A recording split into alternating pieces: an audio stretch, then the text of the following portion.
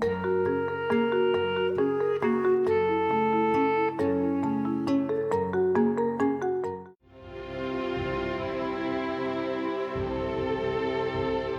Bible accorde une grande importance au pain. C'est le moyen de subsistance essentiel à partager. Mais il est d'abord un don de Dieu.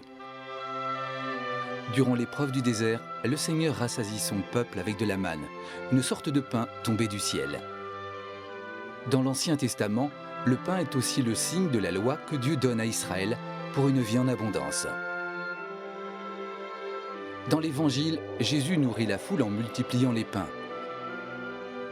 Dans la prière du Notre Père qu'il enseigne à ses disciples, le pain représente tous les dons qui sont nécessaires pour vivre. Donne-nous notre pain de ce jour. Bien plus, le pain est le signe du plus grand des dons, celui du Christ lui-même. Avant de remonter vers son Père le jour de son ascension, Jésus promet à ses disciples de demeurer au milieu d'eux. « Voici que je suis avec vous tous les jours jusqu'à la fin des temps. » Depuis, Jésus est présent à son Église, quand 2 ou 3 sont réunis en son nom, pour prier, partager sa parole et pratiquer la charité. Il est aussi présent dans ses sacrements, mais il est présent d'une manière unique dans le sacrement de l'Eucharistie, dans le pain et le vin consacrés. Au cours de la messe, le changement du pain en corps du Christ et du vin en sang du Christ s'opère par les paroles de consécration prononcées par le prêtre et par l'action de l'Esprit Saint.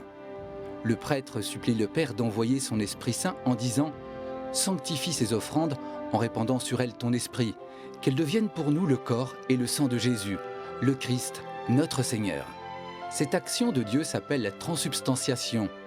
Malgré la permanence de leur apparence, il se produit un changement de toute la substance du pain et du vin en la substance du corps et du sang du Christ.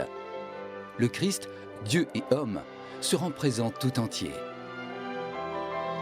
C'est la foi seule, dit saint Thomas, qui nous fait reconnaître la présence véritable du corps et du sang du Christ dans ce sacrement. Ne va pas te demander si c'est vrai, déclare saint Cyril, mais accueille plutôt avec foi les paroles du Seigneur, parce que lui, qui est la vérité, ne ment pas.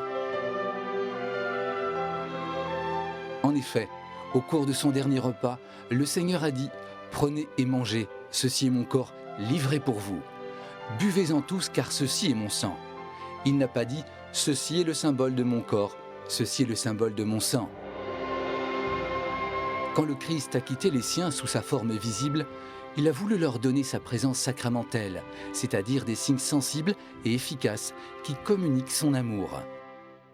Ainsi, quand on communie, le Christ nous nourrit et transforme notre cœur en nous unissant à lui et aux autres.